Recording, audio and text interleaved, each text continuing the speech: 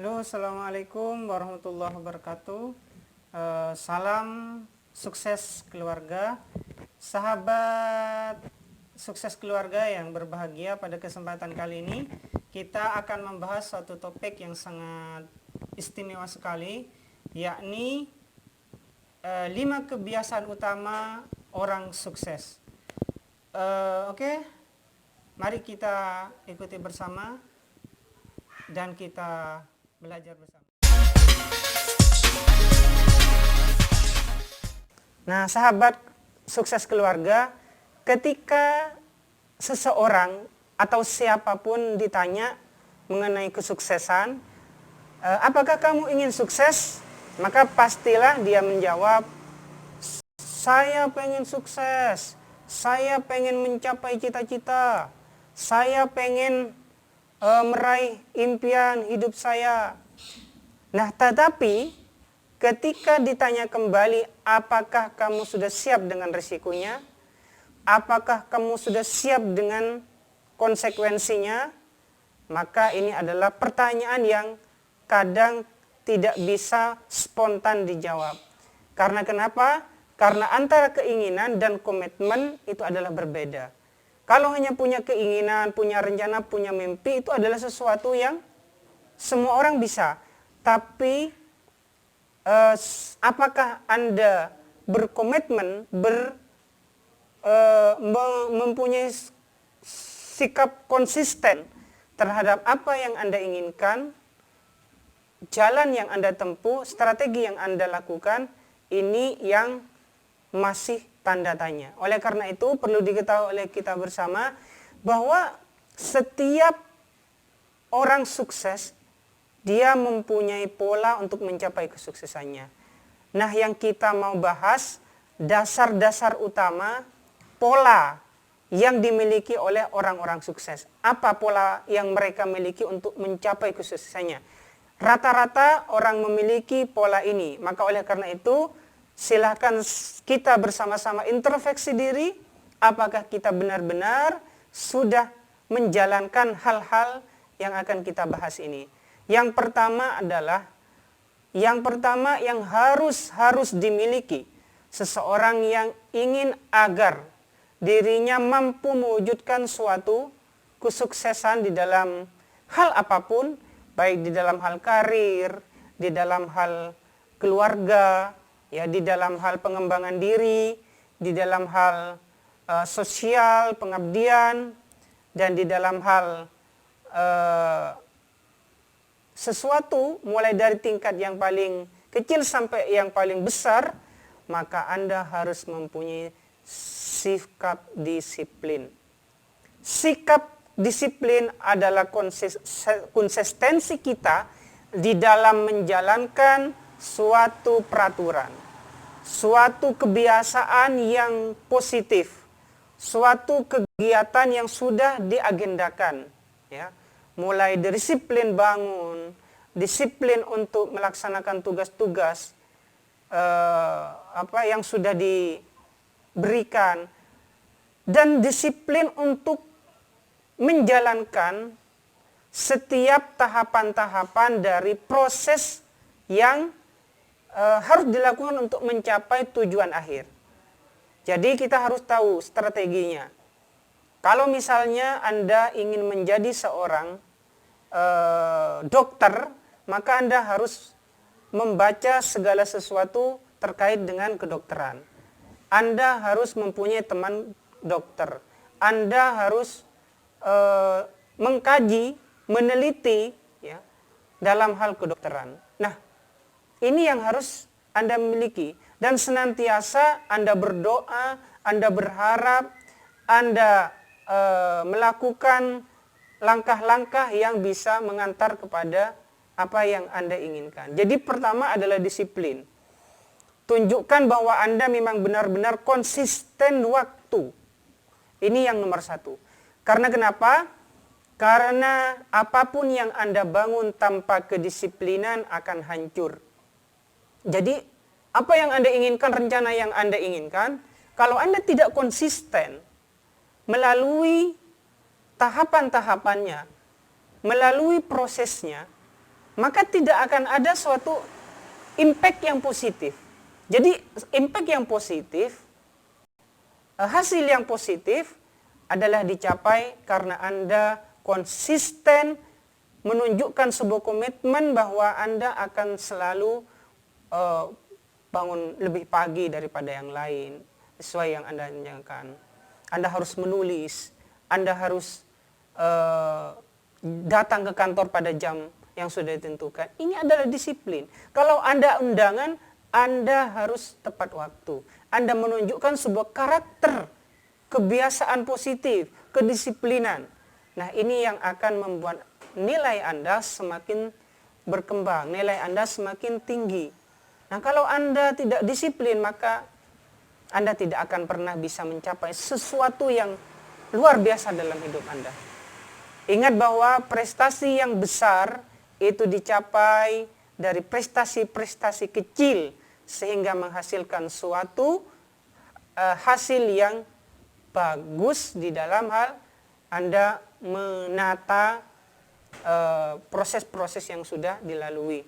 Jadi hasil yang besar itu dicapai dari proses-proses kecil yang Anda lalui, yang Anda capai.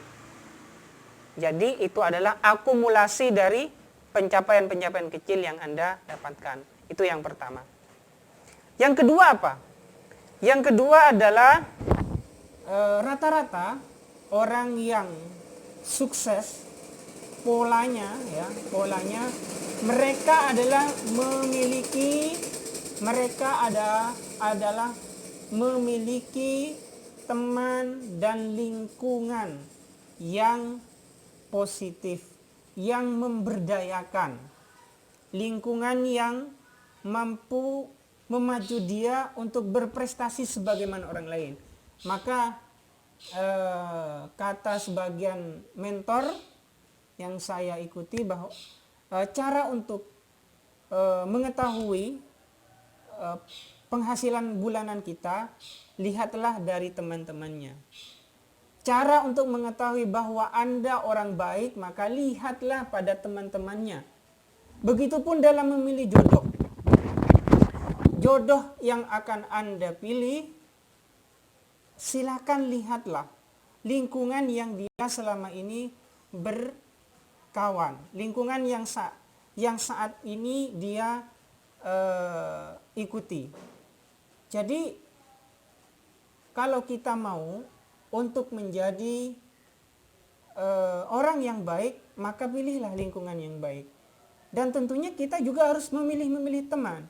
Jangan hanya kita berteman dengan orang yang selevel dengan kita, tapi kita berteman, mencari komunitas ya yang mampu mengupgrade diri kita, yang meningkatkan kapasitas kita, meningkatkan keilmuan kita, meningkatkan wawasan kita, meningkatkan cara berpikir kita, mindset kita.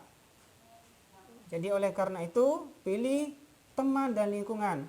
Niscaya teman yang Anda pilih akan sangat-sangat mempengaruhi terhadap perjalanan kehidupan Anda, perjalanan karir Anda, perjalanan hasil kualitas yang ingin Anda capai.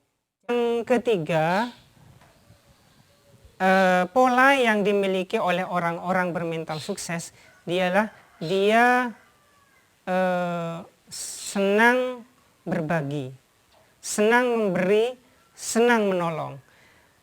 Rata-rata yang saya ikuti, yang saya alami dari orang-orang yang saya kenal, di mana mereka sudah mempunyai suatu nilai kebaikan yang banyak dirasakan manfaatnya oleh banyak orang. Rata-rata mereka senang berbagi, senang memberi, senang menolong. Jadi dalam agama pun kita diajarkan untuk menjadi orang yang dermawan. Karena kenapa? Karena tangan yang di atas itu lebih utama daripada tangan yang di bawah. Artinya orang-orang yang memberi akan lebih mendapat keistimewaan, mendapat pertolongan daripada mereka yang hanya menerima. Oleh karena itu kita diperintahkan di dalam agama untuk menjadi orang yang punya, menjadi orang yang kaya, menjadi orang yang mampu. Karena kenapa? Karena dengan kita memiliki harta, memiliki kemampuan, maka kita akan bisa menolong saudara-saudara kita yang lain. Ingat, sebaik-baik harta adalah dimiliki oleh orang yang amanah, oleh orang yang baik. Karena kenapa? Karena dengan kebaikannya dia mampu menggunakan harta tersebut untuk jalan kebaikan. Jadi oleh karena itu, senanglah kita berbagi, karena dengan kita berbagi tidak akan membuat diri kita semakin sempit, malah semakin luas yang kita terima. Karena dari apa yang kita berikan, dampaknya adalah diri kita akan mempunyai rasa bangga, diri kita juga akan mendapatkan balasan yang berlipat. Karena kenapa? Karena orang lain yang memberi, yang mendapatkan apa yang kita berikan, sangat-sangat mungkin mereka menyelipkan doanya untuk kita. Otomatis doa-doa orang yang mendapatkan bantuan, mendapatkan solusi, mereka doanya lebih diterima daripada orang yang tidak kita bantu. Karena kenapa? Karena kita memberikan nafas kepada saudara kita. Nah, membantu, menolong, berbagi dalam bidang apa? Dalam bidang apapun saja yang membuat orang lain menjadi terwadahi, menjadi termudahkan. Oleh karena itu, marilah kita senang berbagi, benar-benar banyak sekali keuntungannya, benar-benar banyak sekali manfaatnya, dan itu sudah banyak buktinya yang kita bisa ikuti melalui berbagai pernyataan, melalui berbagai pengakuan orang-orang yang senang berbagi, orang-orang yang senang memberi, malah justru hartanya semakin meningkat, hartanya semakin bertumbuh, hartanya semakin banyak memberikan manfaat. Oleh karena itu, minimal kalau kita belum bisa memberikan banyak, memberikan yang kita bisa. Memberikan yang kita mampu berikan. Karena kenapa? Karena hati yang memberi akan mempunyai respon positif dari oleh orang lain. Dari banyak orang, maka milikilah sifat memberi. Karena itu adalah mental orang sukses. Yang keempat, pola yang dimiliki oleh orang-orang yang sukses adalah mereka berpikir besar. Ini memang sesuatu yang bisa dibilang sesuatu yang sulit ya bagi orang-orang yang belum mengetahui cara berpikir besar. Karena berpikir besar itu adalah ada keterlibatan banyak komponen. Ada unsur-unsur yang harus dipenuhi melalui keilmuan, wawasan, pengalaman, keberanian. Nah, ini adalah hal-hal yang harus dipenuhi untuk dapat berpikir besar. Apakah lama untuk berpikir besar? Caranya cukup bisa kita capai dengan mudah, yakni kita belajar bagaimana berpikir besar atau kita berteman dengan orang-orang yang sudah sukses. Jadi caranya seperti itu, bisa kita belajar bagaimana cara berpikir besar atau berteman dengan orang-orang yang sudah sukses. Jadi memang sangat-sangat jauh sekali perbedaan cara menanggapi, cara merespon, cara memberikan pilihan antara orang-orang yang biasa dengan orang-orang yang berpikir besar.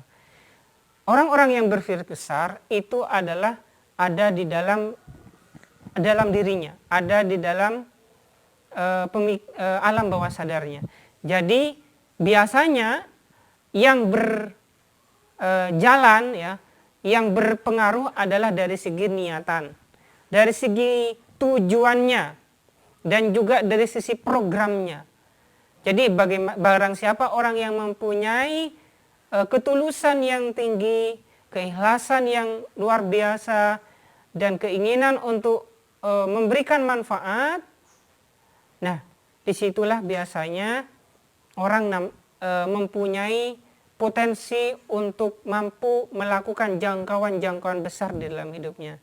Jadi miliki niatan yang bersih, niatan yang besar, niatan yang sungguh-sungguh untuk kemanfaatan, maka niscaya pikiran seseorang, pikiran kita pun akan diajak untuk membuat sebuah program-program yang sifatnya untuk kemaslahatan banyak orang, untuk memberikan nilai positif ya bagi siapapun yang bisa kita berikan apa yang kita miliki, apa yang kita mampu. Jadi ada hubungannya juga dengan masalah iman. Jadi seseorang yang imannya kuat, maka dia akan mampu bertahan di dalam hal dia menjalani sesuatu. Apabila dia merasa benar, apabila dia merasa apa yang dia yakini itu mampu memberikan manfaat bagi orang lain, maka dia akan sungguh-sungguh, maka dia akan konsisten, maka dia akan berusaha untuk mewujudkan sesuatu yang dia anggap benar itu. Jadi oleh karena itu miliki kekuatan berpikir besar. Niscaya Anda akan melakukan langkah-langkah yang besar juga. Yang selanjutnya, yang kelima adalah rata-rata ya orang-orang yang sukses, mereka mempunyai pola yang sangat-sangat berbeda dengan orang-orang yang biasa-biasa. Orang-orang yang sukses, pola yang kelima adalah mereka senang berinvestasi ilmu pengetahuan, senang berinvestasi untuk ikut-ikut seminar, untuk ikut-ikut pelatihan, untuk berguru kepada orang-orang yang sudah sukses. Nah, mereka orang-orang yang senang belajar, senang menuntut ilmu. Jadi oleh karena itu, kita tidak boleh merasa cukup terhadap ilmu yang kita miliki saat ini. Karena orang-orang yang sukses, mereka senang bertumbuh, mereka senang mencari wawasan-wawasan baru, pengalaman baru, mencoba hal baru, mengambil risiko dan sebagainya. Jadi jangan sampai kita merasa puas terhadap keilmuan yang kita miliki saat ini, karena keilmuan yang kita miliki masih sangat-sangat terbatas. Banyak sekali kita akan disadarkan dengan pengetahuan kita yang minim apabila kita bertemu dengan orang-orang yang ilmunya lebih banyak, lebih hebat, lebih luar biasa daripada kita. Jadi semakin orang mempunyai ilmu, maka dia akan semakin tahu kemana dia harus melangkah. Ingat, orang-orang yang mempunyai ilmu akan diangkat derajat beberapa tingkat daripada orang-orang yang tidak punya ilmu. Begitupun kita tahu orang-orang yang lebih banyak pengalamannya, orang yang lebih banyak ilmunya, orang yang lebih banyak wawasannya, pengalamannya akan diangkat di tempat yang lebih tinggi. Tidak hanya di sisi Tuhan, tapi juga di sisi manusia.